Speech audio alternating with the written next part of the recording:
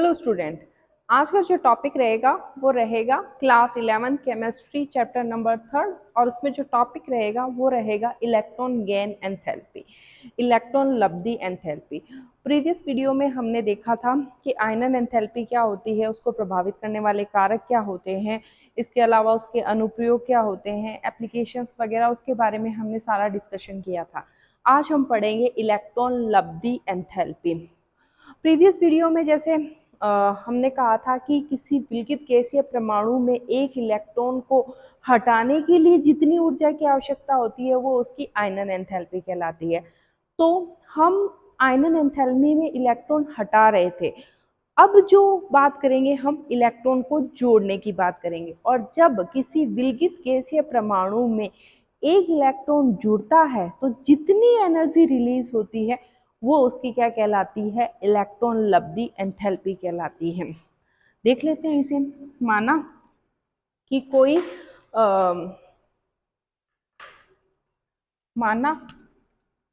माना कि कोई एक्स एटम है, ग्राउंड स्टेट में है जी, तो मैंने उसको ऐसे लिखा है।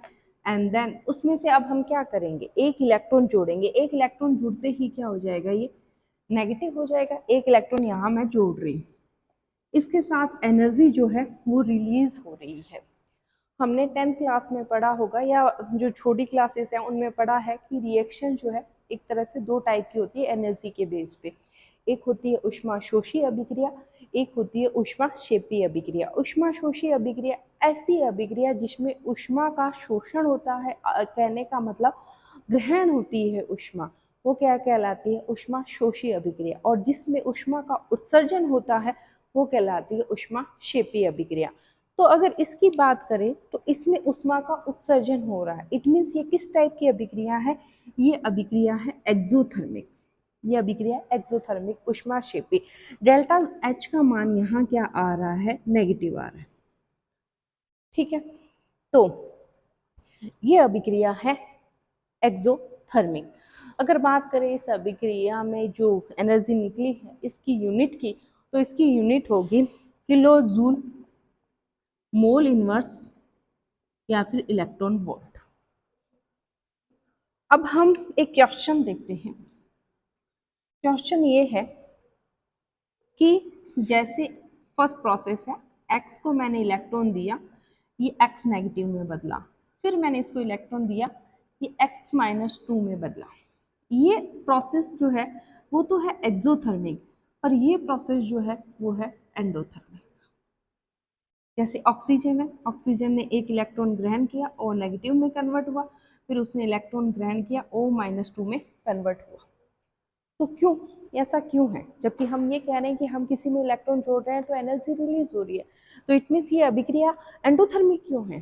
तो इसका आंसर देखते हैं। इसका आंसर ये है कि जब ये ग्राउंड स्टेट से एक इलेक्ट्रॉन ग्रहण करता है तो O नेगेटिव में चला जाता है, यानी ऋणात्मक पोर्शन इसके ऊपर आ जाता है, नेगेटिव चार्ज हो जाता है, ये एनायन बन जाता है।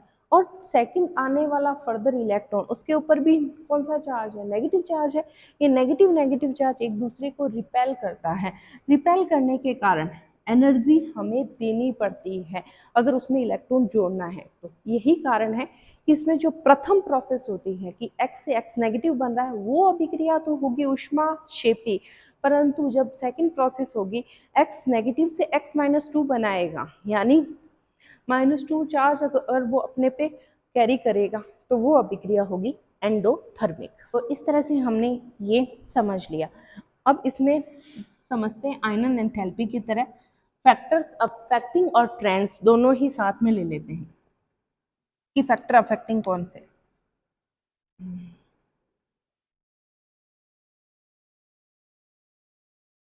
क्योंकि वो एक दूसरे से जुड़े हुए। हमने उसमें डिस्कस किया था साइज, एक न्यूक्लियर अट्रैक्शन, नाभिकीय आकर्षण, और एक किया था शिल्डिंग इफेक्ट।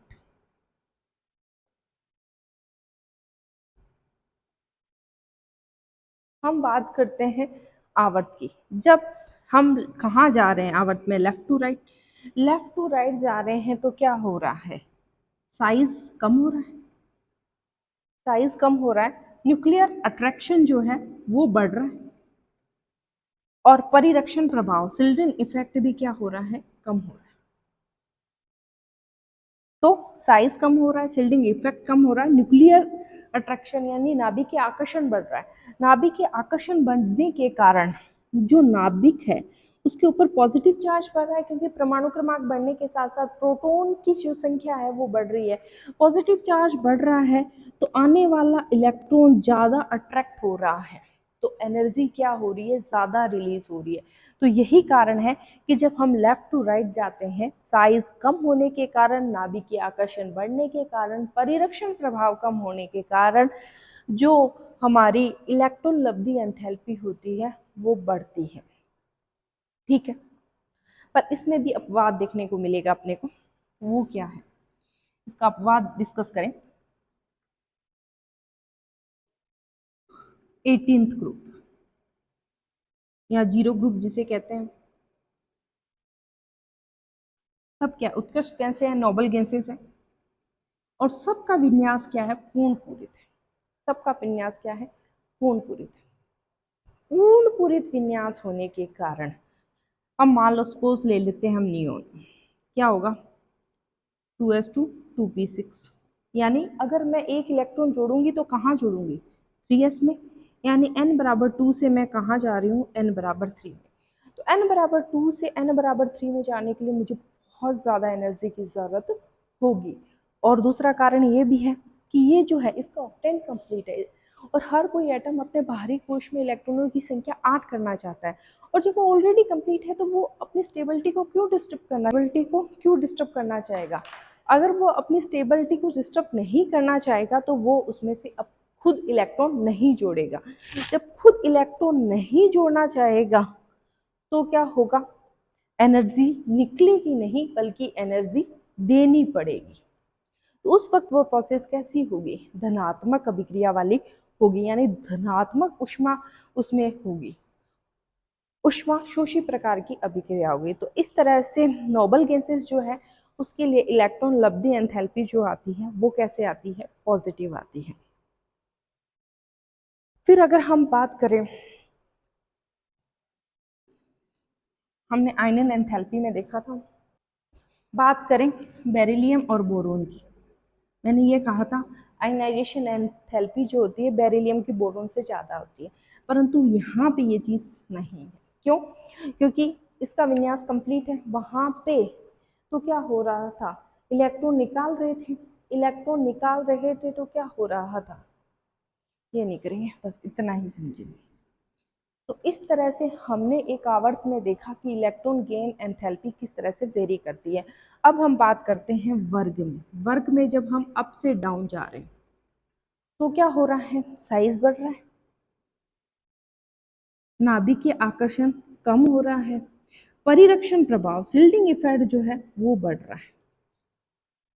तो नाभिक के आकर्षण कम होने के कारण, साइज बढ़ने के कारण क्या होगा, इलेक्ट्रॉन लब्धि एंथैल्पी का मान क्या आएगा, कम आएगा, क्योंकि जैसे ही साइज बड़ा होगा नाभिक का बाहरी कोश के इलेक्ट्रॉन पे जो जितना फोर्स लगना चाहिए वो क्या हो जाएगा, कम हो जाएगा, उतनी ज़्यादा बाहरी कोश वाले इलेक्ट्रॉन को अट्रैक्ट नहीं कर पाएगा।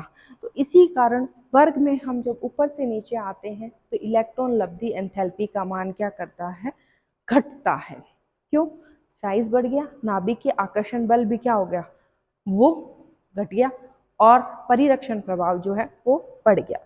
इस तरह से साइज बढ़ने, नाभिक के आकर्षण बल घटने और शिल्डिंग इफेक्ट बढ़ने के कारण वर्ग में ऊपर से जब नीचे आ रहे हैं तो इलेक्ट्रॉन लब्धि एंथैल्पी का मान क्या होगा, कम होगा। अब इसका भी अपवाद देखते हैं, क्योंकि केमिस्ट्री जो है वो अपवादों का ज्ञान है। अपवाद कर लो या फिर एक तरह से क्वेश्चंस जिसके अंदर इलेक्ट्रॉन लब्धि एंथैल्पी में जहाँ से क्वेश्चन बनेंगे उस वो कौन से हैं वो डिस्कस हो जाएगा यहाँ पे। तो देखिए मैंने आपको कहा वर्ग में ऊपर से नीचे आ रहे हैं तो इलेक्ट्रॉन लब्धि एंथैल्पी का मान क्या हो रहा है, कम हो रहा है, परंतु जैसे ही हम द्वितीय आवर्त से तृतीय आवर्त में आते हैं तो क्या होना क्या चाहिए, कम होना चाहिए, परंतु ऑक्सीजन और जो फ्लोरीन है उनकी इलेक्ट्रॉन लब्धि का मान जो है वो सल्फर और जो क्लोरीन है उससे कम आता है। कारण क्यों? जबकि वर्ग में ऊपर से नीचे आ रहे हैं तो कम होना चाहिए, जबकि इनका तृतीय आवर्त वालों का ज्यादा आ रहा है। इसका कारण क्या है? तो इसका विन्यास देखें तो इसके अंदर कौन सा ऑर्बिटल्स है 2p, इनके अंदर कौन से ऑर्बिटल्स है 3p, यानी आने वाला इलेक्ट्रॉन कहाँ जा रहा है? उसमें 2p में जा रहा है, इसमें 3p में जा रहा है। 2p का आकार छोटा है, आकार छोटा होने के कारण नाभिक का उसके ऊपर आकर्षण ज्यादा है। 3p का आकार बड़ा है, नाभिक का उसके ऊपर इतना ज्यादा फोर्स नहीं होगा। तो नेगेटिव पार्ट आ रहा है, नेगेटिव पार्ट आने के कारण ये और इसका कोश छोटा होने के कारण आने वाला इलेक्ट्रॉन ज्यादा रिपेल हो रहा है। आने वाला इलेक्ट्रॉन ज्यादा रिपेल होने के कारण क्या होगा? एनर्जी ज्यादा रिलीज नहीं होगी। परंतु यहाँ आकार बड़ा है, यहाँ पे सल्फर और क्लोरीन का आकार बड़ा है कोश का, तो आने वाला इलेक्ट्रॉन इतना ज्यादा प्रतिकर्षण का सामना नहीं कर रहा। तो यही कारण है कि जो द्वितीय आवर्त है उसकी जो इलेक्ट्रॉन लब्धि एंथैल्पी है वो तृतीय आवर्त के तत्वों से कम होती है। इसका कारण क्या है? इसका कारण है एफ कोष के पास जो ऑर्बिटल है उसका आकार छोटा है, इसलिए आने वाले इलेक्ट्रॉन को अधिक प्रतिकर्षण का सामना करना पड़ता है। तो इस तरह से आज हमने क्या क्या डिस्कस किया? आज हमने डिस्कस किया इलेक्ट्रॉन लब्धि एंथैल्पी क्या होती है, इलेक्ट्रॉन लब्धि एंथैल्पी कहाँ धनात्मक होगी, कहाँ ऋणात्मक होगी, इसको प्रभावित करने वाले कारक कौन से हैं, इसके अलावा ट्रेंड्स आवर्तिता कैसे होती है आवर्त सारणी में, और कई अपवाद, कई क्वेश्चन इससे रिलेटेड हमने डिस्कस किए। नेक्स्ट वीडियो में हम पढ़ेंगे विद्युत ऋणता। Thank you.